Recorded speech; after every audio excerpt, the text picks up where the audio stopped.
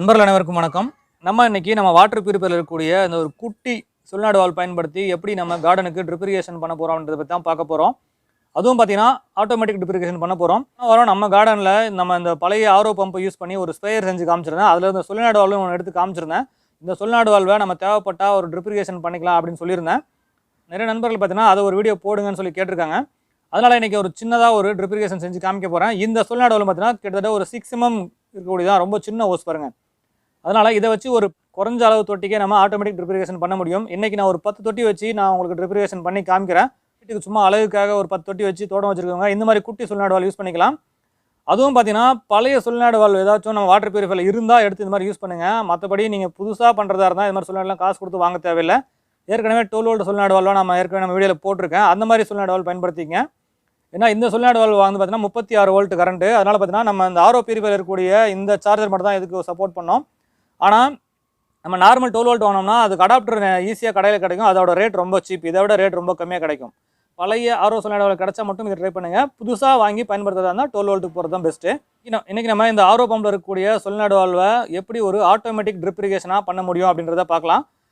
So இதுதான் வந்து பார்த்தீங்கன்னா solenoid வால்வு. இதில் வந்து பார்த்தீங்கன்னா ரெண்டு பக்கம் பார்த்தீங்கன்னா 6 mm ஹோஸ் இன்செர்ட் பண்ணுற மாதிரி இருக்கும். இந்த ஹோஸ் பார்த்தீங்கன்னா ஆரோ 6 mm சைஸில் வருது, 8 mm சைஸில் வருது. இப்போதைக்கு நம்ம மேக்ஸிமம் யூஸ் பண்ணுறது 6 mm தான் யூஸ் பண்ணுறாங்க. இதில் வந்து பார்த்தீங்கன்னா ஆல்ரெடி 6 mm நாப் தான் இருக்குது. சில solenoid வால்வு பார்த்தா 8 mm நாப் இருக்கும். 8 mm நாப் இருந்தால் இன்னும் கொஞ்சம் ஃப்ளோ அதிகமாக இருக்கும். வேணும்னா அதில் வந்து இன்னும் கொஞ்சம் கூடுதல் தொட்டி வச்சுக்கலாம். இதில் வந்து பார்த்தீங்கன்னா இன் அவுட் போட்டிருக்காங்க பாருங்கள்.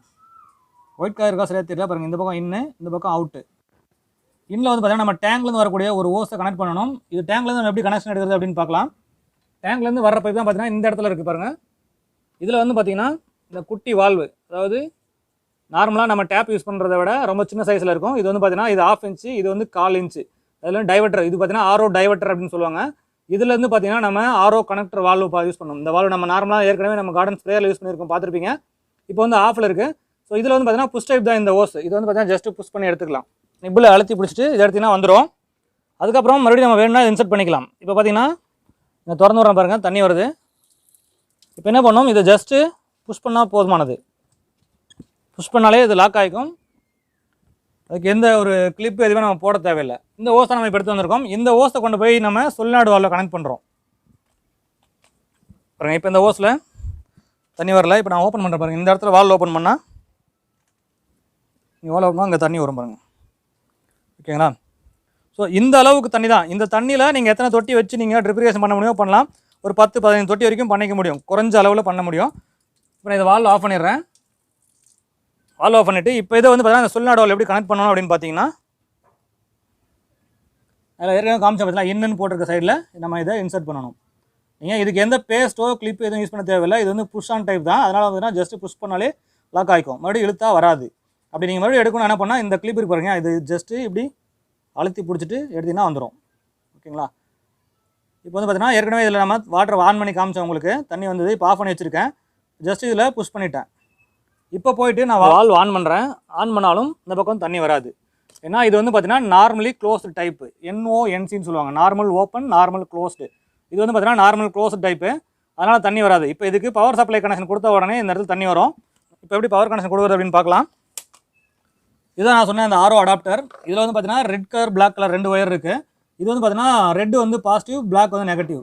அதே மாதிரி பார்த்தீங்கன்னா இந்த solenoid வால்வில் 2 விதமாக இருக்கும். ஒன்று வந்து பார்த்தீங்கன்னா நார்மலாக இதில் ரெட் அண்ட் பிளாக் ஒயர் கொடுத்துருந்தாங்கன்னா ரெட் வந்து பாசிட்டிவ்லையும் பிளாக் நெகட்டிவ்லையும் கனெக்ட் பண்ணணும். ஆனால் ரெண்டுமே ஒயிட் கொடுத்துருந்தாங்கன்னா நீங்கள் எதுவுமே வந்து பார்க்க தேவையில்லை, மாற்றி கனெக்ஷன் கொடுத்தாலும் ஒன்றும் பிரச்சனை இல்லை. ஆனால் அந்த ஒயரில் எங்கேயாச்சும் ப்ளஸ் மைனஸ்னு போட்டிருக்காங்கன்ற செக் பண்ணிக்கணும். ரெண்டுத்துமே ப்ளஸ் மைனஸ் எதுவுமே போடல, அதனால் நம்ம மாற்றி கொடுத்தாலும் ஒர்க் ஆகுது. இப்போ வந்து நம்ம இதை கனெக்ஷன் கொடுத்துடலாம். ஜஸ்ட்டு ஒரு கட்டர் எடுத்து ஒயர் 2 நல்லா சீவிக்குங்க. சீவிட்டு 2 ஒயரும் இந்த அடாப்டர்லேருந்து வரக்கூடிய 2 ஒயரோட கனெக்ட் பண்ணிக்கோங்க. கனெக்ட் பண்ணிவிட்டு 2 ஒயரும் கண்டிப்பாக ஷார்ட் ஆகக்கூடாது. அதனால் இன்சுலேட் பண்ணிக்கோங்க. கண்டிப்பாக 2 ஒயரும் ஷார்ட் ஆச்சுன்னா அடாப்டர் வந்து ஸ்பார்க் வந்து வீணாக போயிடும். அதனால் கண்டிப்பாக வந்து இன்சுலேட் பண்ணணும். அதுவும் பார்த்தீங்கன்னா இங்கே வாட்டர் படுறதால கொஞ்சம் இன்சுலேஷன் நல்லாவே பண்ணுங்கள். இன்னொரு ஒயரும் இதேமாதிரி கனெக்ட் பண்ணிடலாம்.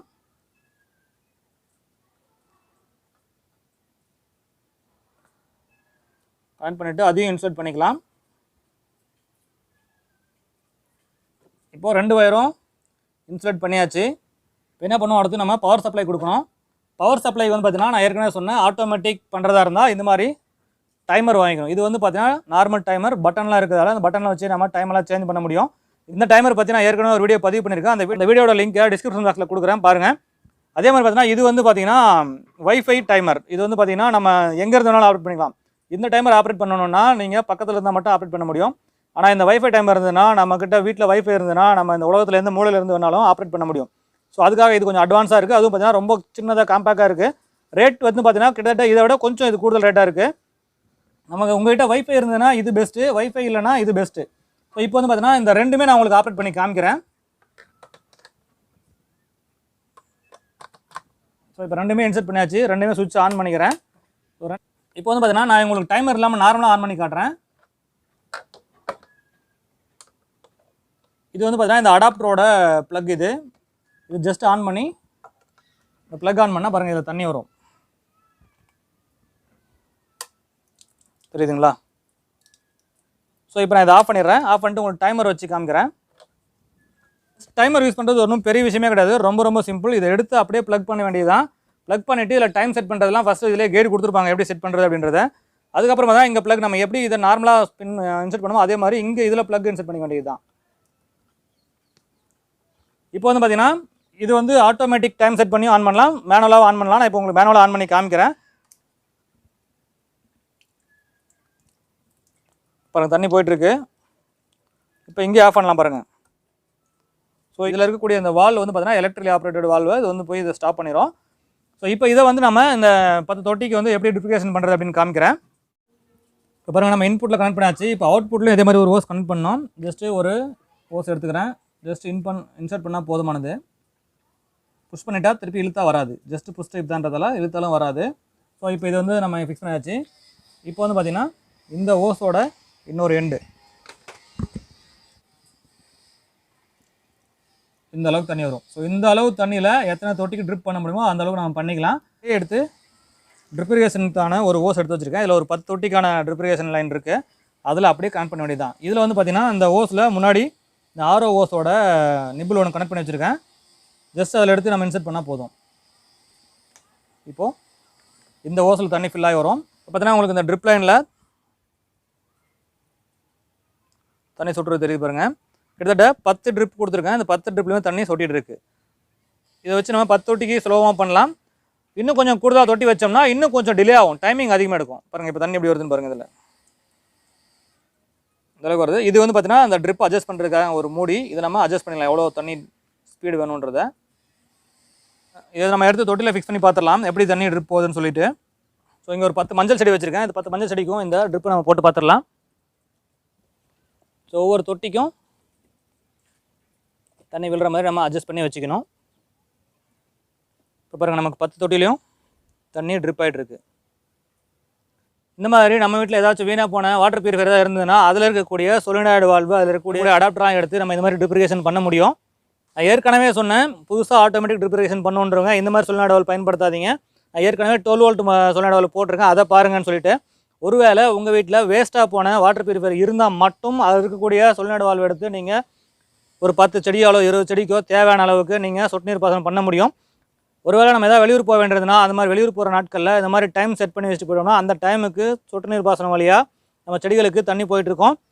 இது வந்து பார்த்திங்கன்னா சின்னதாக ஒரு 10 தொட்டிக்கு செய்கிற பேசிக் மாடலு. பெருசாக பண்ணணும்னு நினைக்கிறவங்க அதுக்கு தகுந்த மாதிரி நிறைய வீடியோ பதிவு பண்ணியிருக்காங்க நம்ம சேனலில். நம்ம குணா கார்டன் ஐடியாஸ் யூடியூப் சேனலில் ட்ரிப் இரிகேஷன் அப்படின்னு ஒரு பிளேலிஸ்ட் இருக்குது. அந்த பிளேலிஸ்ட்டில் பாருங்கள், நிறைய மெத்தடில் நம்ம ட்ரிப் இரிகேஷன் பற்றி வீடியோ பதிவு பண்ணியிருக்கோம்.